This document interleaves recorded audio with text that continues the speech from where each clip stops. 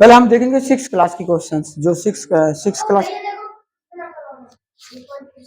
3.2 से ही स्टार्ट कर रहा हूँ। 3.2 का पहला क्वेश्चन देखोगे फटाफट किताब में। कह रहा बताइए कि किन्हीं दो संख्याओं का योग सम होता है या विषम होता है।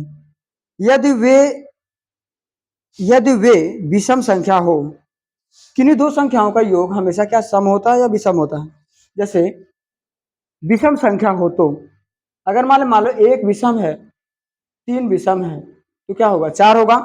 सुनो इधर, एक विषम है, 3 विषम है, अगर दोनों संख्याओं का योग सम होगा, अगर दोनों विषम ले लिया मैंने, दोनों संख्या विषम है, कौन कौन, एक विषम है और 3 विषम है, तो उसका योग कितना हो रहा है, 4 हो रहा है। ऐसे मैंने 3 ले लिया, 5 ले लिया तो 7 हो गया। ठीक है, दोनों विषम है ना, 5 3 8, हाँ 5 3 8। और ऐसे मैंने 9 ले लिया, 11 ले लिया, तो 9 और 11 कितना होगा, 20 होगा।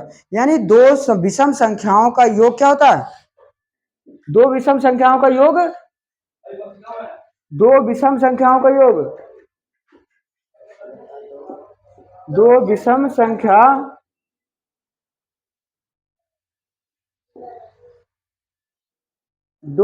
संख्या का योग क्या होगा, सम होगा। क्या होगा, सम होगा। अगर दोनों सम हो तो क्या होगा, जैसे 2 6, तो ये कितना 8, 4 4 8 होगा, 6 8 8 6 14 सम होगा। यानी दो सम संख्याओं का योग भी सम होगा और दो विषम संख्याओं का योग भी सम ही होगा। इसका पहला का उत्तर क्या लिखोगे, पहले का उत्तर ऐसे लिखोगे। ये समझ आया कॉन्सेप्ट, समझ आया कॉन्सेप्ट। तो अब इसका उत्तर लिखोगे कैसे, पहला लिखा हुआ है क्या, पहला का उत्तर ऐसे लिखोगे, विषम संख्या हो तो इसके नीचे यहां लिख देगा, यही यहां छाप दे, यहां पे ये, बल्कि यही लिख दे, ये लिख करके विषम संख्या हो तो दो विषम संख्या का योग सम संख्या होगा। ओके, दो विषम संख्याओं का योग क्या होगा, सम संख्या होगा। और बी के नीचे इधर लिख दे, बी सम संख्या हो तो, सम संख्या हो, दूसरे के नीचे लिख दो, विषम संख्या हो तो दो विषम संख्याओं का योग क्या होगा, सम संख्या होगा, और दो सम संख्याओं का योग सम संख्या भी होगा। है फटाफट लिख इसको, लिख लिया, ये नोट कर लिया, मिटाऊं, हाँ तो जल्दी जल्दी नोट करेगा, इसीलिए मैं कल क्वेश्चन लिखवा दिया था। ओके, कह रहा बताइए कि निम्नलिखित में से कौन सा कथन सत्य है और कौन सा कथन असत्य है। कह रहा 3 विषम, हम लोग प्रूफ भी करेंगे, प्रूफ कर करके देखेंगे कि जो कहा जा रहा है वो सही कहा जा रहा है कि गलत कहा जा रहा है। जैसे कह रहा है कि निम्नलिखित में से कथन सत्य है अथवा असत्य है, बताइए। तो ये लिख लिया, फटाफट लिख लेना इसको, और इसमें फास्ट काम करा जाता है वीडियो क्लासेस में, ठीक है ना, फास्ट स्पीड से काम करने का प्रैक्टिस डाल दो। कह रहा 3 विषम संख्याओं का योग सम होता है, कैसे, तो 3 विषम संख्या का योग, मैं जो दूसरा क्वेश्चन है, दूसरे का ए जो है 3 विषम संख्या, 1 3 5 8 होगा नहीं, ये 8 की तरह, सॉरी 8 नहीं होगा, 9 होगा।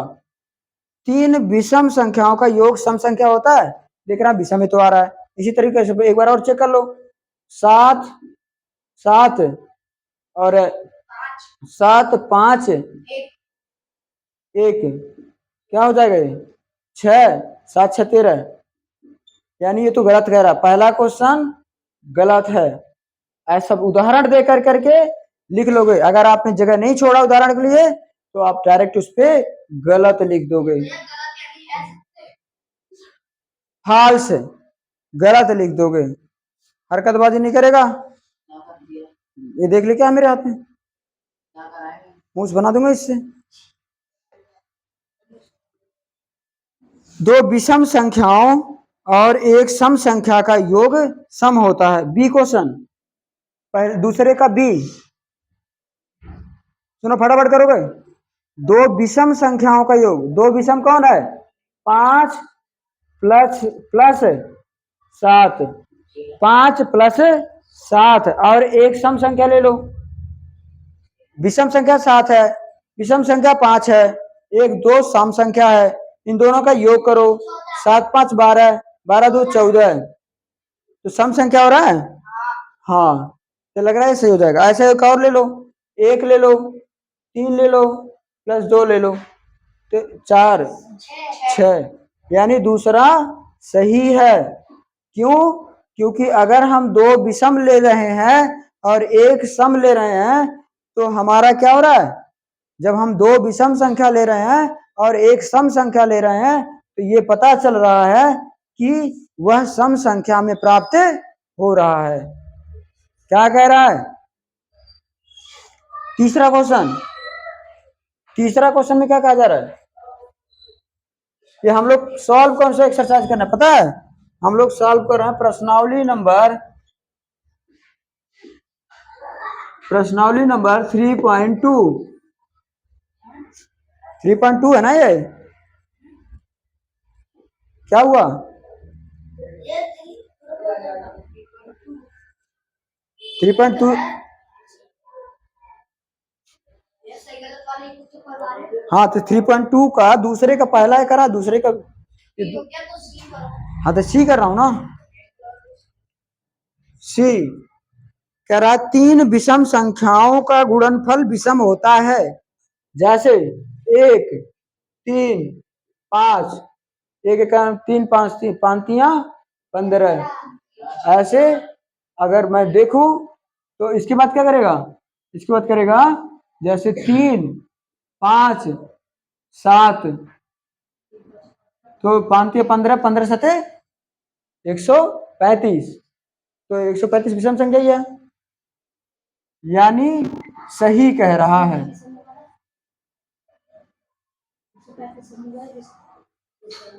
विषम संख्या होगा, लास्ट वाली संख्या दिख नहीं रही तुम्हें? 3 विषम संख्याओं का गुणनफल विषम संख्या ही होगा। यदि किसी सम संख्या को, यदि किसी सम संख्या को, अगला डी वाला देखो।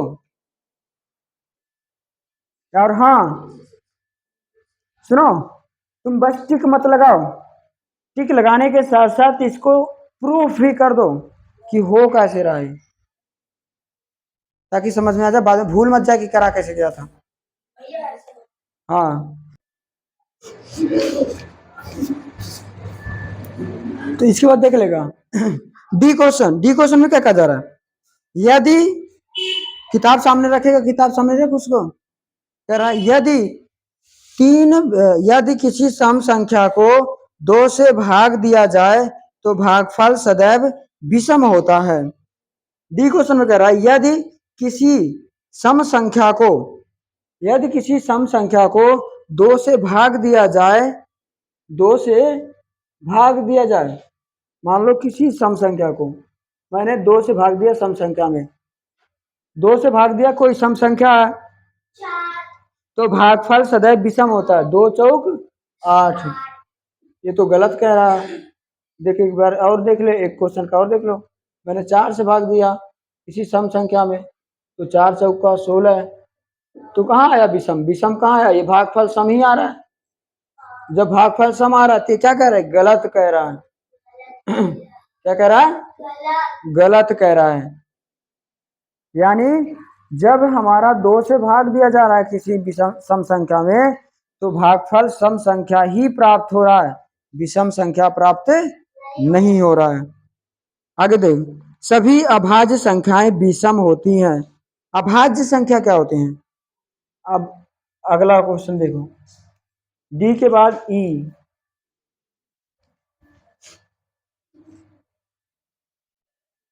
ई वाला, ई वाले में क्या कहा जा रहा है?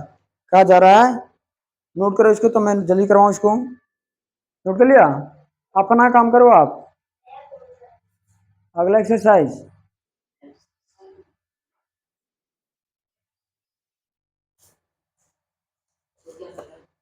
यदि किसी सम संख्या को ई वाला देख रहा हूं, ई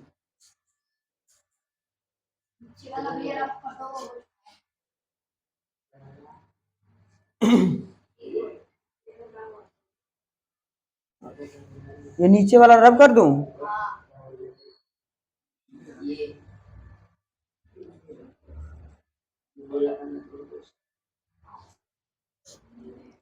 कहा जा रहा है सभी अभाज्य संख्याएं विषम होती हैं। देखो अभाज्य संख्या क्या है, जैसे 2, ऐसा नहीं होता, 2 भी अभाज्य संख्या है लेकिन ये विषम संख्या नहीं है। यह विषम संख्या 2 अभाज्य संख्या है। अभाज्य संख्या कहते किसे हैं, जो विभाजित नहीं होती किसी से, अभाज्य संख्या है।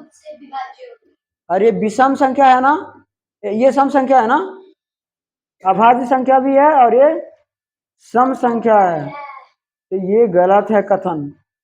सभी अभाज्य संख्याएं विषम नहीं होती, कुछ ऐसी भी सम संख्या होती हैं, कुछ ऐसी भी अभाज्य संख्या होती हैं जो सम संख्या होती हैं। और वह सुनो सबसे छोटी अभाज्य संख्या 2 है और वो भी सम संख्या है। सम संख्या है और सबसे छोटी अभाज्य संख्या है, यानी even number is the smallest even number दो the not divisible any number. ये किसी संख्या से डिविजिबल नहीं है बट स्मॉलेस्ट इवन नंबर है। ये क्या होगा, इसका ई वाले में कहा जा रहा है सभी अभाज्य संख्याएं विषम होती है। कैसे हो गया, विषम होती नहीं सभी अभाज्य संख्या, क्योंकि 2 तो सम संख्या है। इसका मतलब ये साफ साफ ही कथन है, क्या कह रहा है, गलत कह रहा है। अरे सभी गलत कह रहा है तो हम क्या करेंगे, हम अपने क्वेश्चन को सही करेंगे। कह रहा अभाज्य संख्याओं के कोई गुणनखंड नहीं होते, अभाज्य संख्याओं के कोई गुणनखंड नहीं होते। कहा जा रहा है कि अभाज्य संख्या कौन होती है, अभाज्य संख्या का कम से कम एक तो गुणनखंड होता है ना। सुनो, ई के बाद एफ आएगा, एफ सॉल्व करो क्या करेगा, कर लिया इसे, एफ देखो एफ, इसमें क्या कहा जा रहा है, कह रहा है सभी अभाज्य संख्याओं के कोई गुणनखंड नहीं होते, अभाज्य संख्याओं के कोई गुणनखंड नहीं होते। ऐसा कैसे हो गया, एक तो हर संख्याओं का एक तो कम से कम गुणनखंड होता ही होता है, यानी कोई भी संख्या हो उसका एक तो गुणनखंड होगा ही होगा ना। जैसे 2 है, 2 अभाज्य संख्या है लेकिन 2 का गुणनखंड क्या है, एक तो होगा ना। तो इसलिए हम नहीं कह सकते 3 है, 3 मान लो विभाजित नहीं होती किसी संख्या से, लेकिन वो 3 तो कम से कम खुद से तो गुणनखंड होती ही होती है। इसलिए कोई भी संख्या हो उसका कम से कम गुणनखंड होता ही होता है। इसलिए हमें इस कथन को क्या करेंगे, देखो कि अगर अभाज्य संख्याओं के कोई गुणनखंड नहीं होते तो गलत होगा ना, ये नहीं लिखा ना यहाँ पे, किताब तो पढ़ो सब कम से कम, क्योंकि इंग्लिश मीडियम में पढ़ो क्या कह रहा है, पढ़ो उसको पढ़ो। फैक्टर कम से कम 1 से तो फैक्टराइजेशन हो रहा ना इसका, इंग्लिश में पढ़ा करके इसको। कह रहा है एनी नंबर, पढ़ो उसको, ये एफ वाला पढ़ो फटाफट इंग्लिश में। Prime number do not any factor but 1 is the every number is the factorization. Factor कर सकते हो आप, यानी every number factor by the 1, एक यूनिवर्सल फैक्टर। क्यों, वाई, क्योंकि 1 किसी भी नंबर से डिविजिबल फैक्टराइजेशन फैक्टर होता है। तो हम इसे क्या कहेंगे, गलत कहेंगे, क्योंकि वहां नहीं लिखा था, इसीलिए हम गलत लिखेंगे यहाँ पे। अगर लिखता हम कि अभाज्य संख्याओं का कोई न कोई गुणनखंड होता है, कम से कम एक गुणनखंड होता है, तो मैं यहाँ पर सही लिखता, लेकिन ऐसा कुछ लिखा नहीं गया है, इसलिए हम कहेंगे ये तो गलत हो रहा है। एफ के बाद जी, जी आ रहा है। जी में आप क्या लिखेंगे? कह रहा दो अभाज्य संख्याओं का योग सदैव सम होता है। दो अभाज्य संख्याओं का सदैव सम होता है। दो अभाज्य संख्याओं का योग, दो अभाज्य कौन कौन? जैसे दो अभाज्य संख्या और अभाज्य संख्या इसके बाद 3 है, तो इसका योग कितना होगा? 5 होगा। जैसे 7 है और अभाज्य संख्या 11 है, 11 7 18। ये बात सही कहा जा रहा है। क्या कहा जा रहा है? सही कहा जा रहा है। दिखाई दे रहा है? दिखाई दे रहा है? हाँ, ये दिखाई दे रहा है? ठीक है, सही है, कोई बात नहीं। क्वेश्चन तो दिखाई दे रहा ना? सही है। क्यों? क्योंकि हमने देखा कि दो अभाज्य संख्या है। अभाज्य संख्या दो है, कौन कौन? 2 + 3 5 7। इसके बाद कह रहा है केवल एफ के बाद जी के बाद एच। एच में क्या कहता रहा? केवल दो ही एक सम अभाज्य संख्या है। सही कहा जा रहा है? सही कह रहा है। केवल दो ही, सुनो भाई बात क्यों राजी, केवल दो ही है जो सम, सम भी है अभाज्य भी है। सिर्फ और सिर्फ केवल दो ही है जो सम भी है और अभाज्य भी है। यानी दो ऐसी संख्या है जो सिर्फ और सिर्फ सम संख्या है और अभाज्य संख्या है। उधर वाले में चले जाओ, लाइट उधर है। हाँ, यहाँ पर रखा हुआ। वही रहो, वहां का राम अपना काम करो।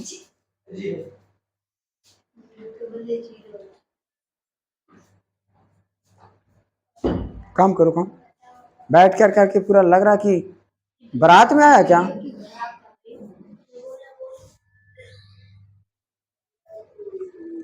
अभाज्य संख्या, सम संख्या, ये सही होगा। क्यों? क्योंकि ये कहा जा रहा है कि जो सम संख्या होता है वह दो ही एक ऐसी संख्या है सिर्फ और सिर्फ जो सम संख्या भी है और अभाज्य संख्या भी है। जो सभी सम संख्याएं अभाज्य संख्या है। कह रहा सभी सम संख्याएं भाज्य संख्या होती हैं। एफ के बाद, एच के बाद क्या है? आई।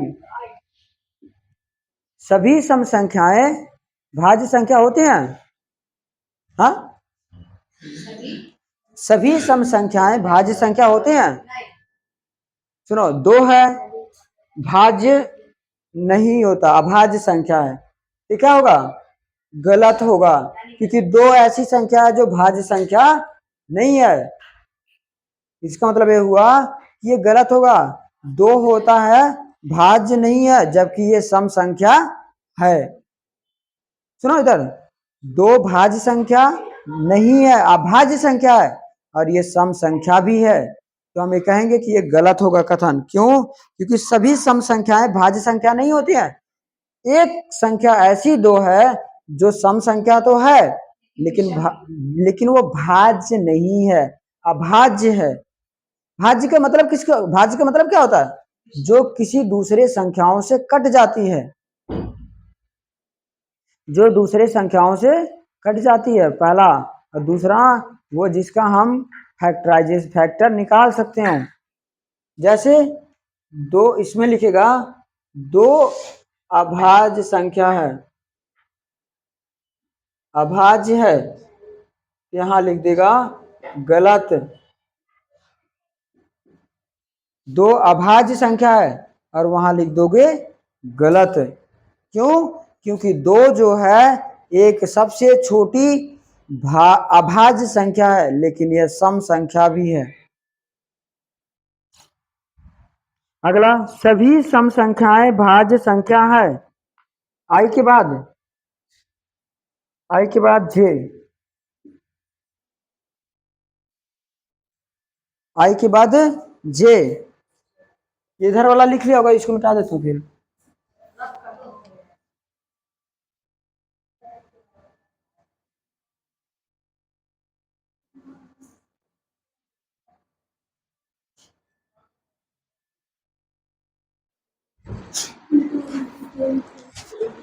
तीसरा क्वेश्चन सॉल्व करेंगे। तीसरे क्वेश्चन में क्या कहा जा रहा है? सम संख्या सम या कह रहे तीसरे में संख्या 13 और 31 अभाज्य संख्या है। इन दोनों संख्याओं में दो अंक 1 और 3 है। इन दोनों संख्याओं में दो अंक 1 और 3 है। 100 तक संख्याओं में से अन्य सभी युग्म ज्ञात कीजिए। कहा जा रहा 100 तक संख्याओं में ऐसे अन्य सभी युग्म ज्ञात कीजिए। मतलब ऐसे आप ज्ञात करो कि, एक सेकंड, जैसे 22, मतलब एक आ जा रहा 13 और 31 में दोनों नहीं चल सकता, वहां जा बैठ जा, क्योंकि उसकी वॉइस यहाँ पर आती है। अगर ये 1 और 3 है, 3 और 1 है, दोनों एक दूसरे के मतलब अभाज्य संख्या है, और यहाँ बदल दिया गया बस स्थान इसका। 17 और 71, 17 और 71 ऐसे कह रहा हूं कि इन दोनों एक और है 100 तक की संख्याओं में से ऐसे अन्य युग्म ज्ञात कीजिए। 15 व 51, और ऐसे 15, 51, 31, 19 और 91, 19 व 91, 81 और 18,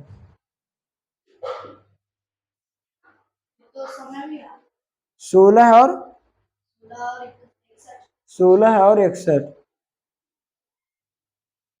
17 और अच्छा हो चुका है। ऐसे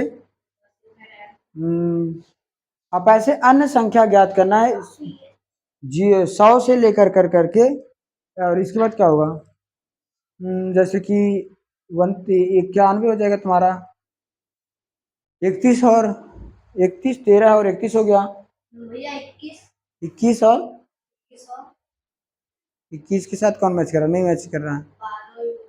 12 और 21, हाँ 12 एवं 21 हो जाएगा। और इस तरीके से 11 और 11 ही होगा, नहीं होगा 14 और 41,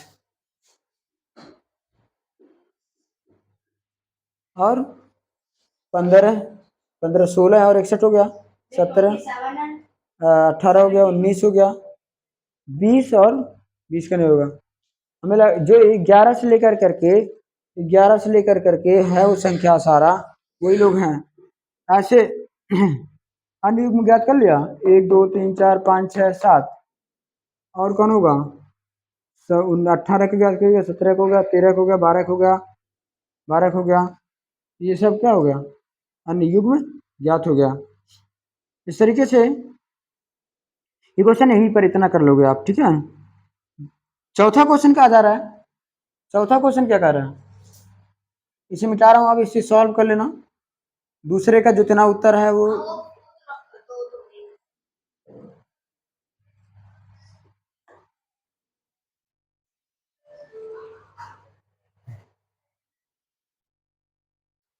तीसरा, ये भी रब कर दे रहा हूं।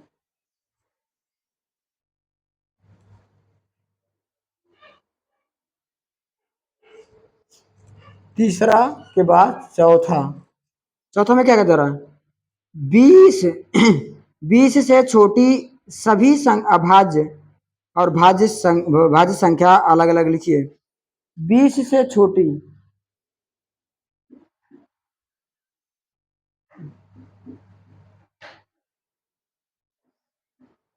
बीस से छोटी सभी संख्याएं और सभी 20 से छोटी सभी भाज्य संख्याएं अलग अलग लिखती हैं सभी अभाज्य और भाज्य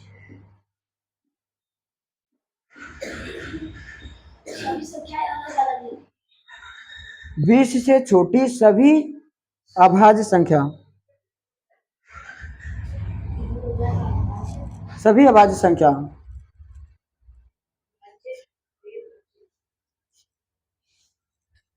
और भाज्य संख्या। ये भाज्य होगा ना, 2 4 6 ये वाला ना। अभाज्य वो होगा जो विभाजित नहीं होती है, जैसे 1 2 3 5 7 विभाजित होती है ना, 9 विभाजित होती है, विषम संख्या है, ये नहीं लिखेगा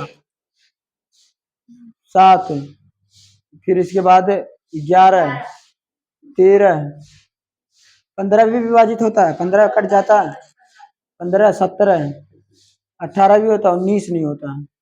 बचा कौन कौन यहाँ पे भाज्य संख्या में?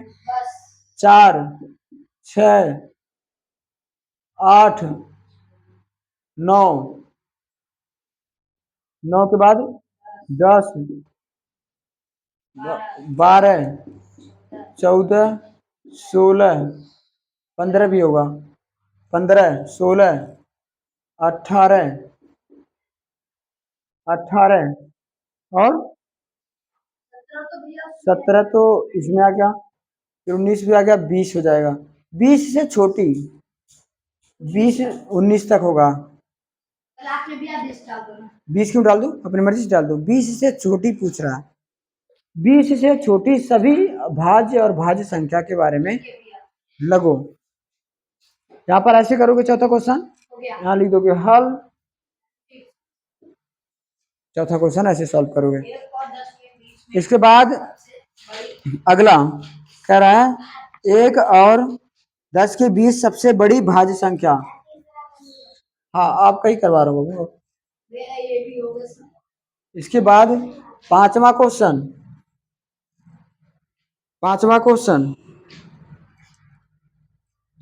पांचवें क्वेश्चन में क्या कहा जा रहा है? सबसे बड़ी अभाज्य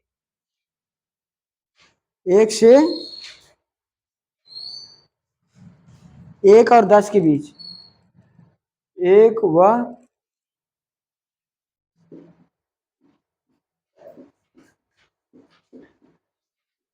1 और 10 के बीच सबसे बड़ी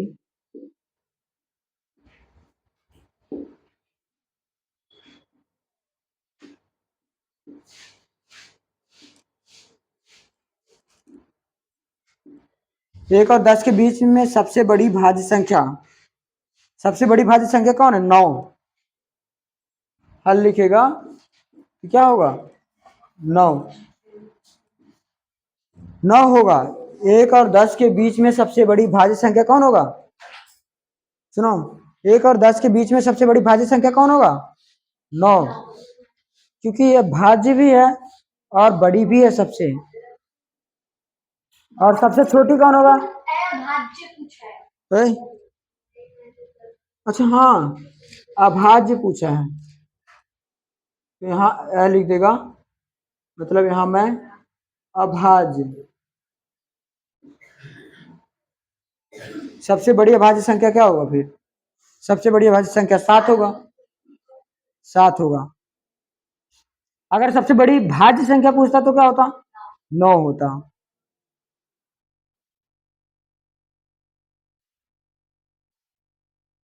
पांच तक हो गया। अब बचा हुआ क्वेश्चन कल 5 की बात करवा दूंगा, 6 7 8 9 10 11 12 कल करवा दूंगा। आपका इसमें पूछ जो रहा है आराम से सॉल्व हो जाएगा, और कल करवा देंगे इसका 3.3 भी, 3.3 और 3.4, 3.4 करवा रखा पहले ही, 3.3 हाँ 3.3 3. बच रहा, बस कल करवा दूंगा इसका। ठीक है पकड़ो। वहाँ पर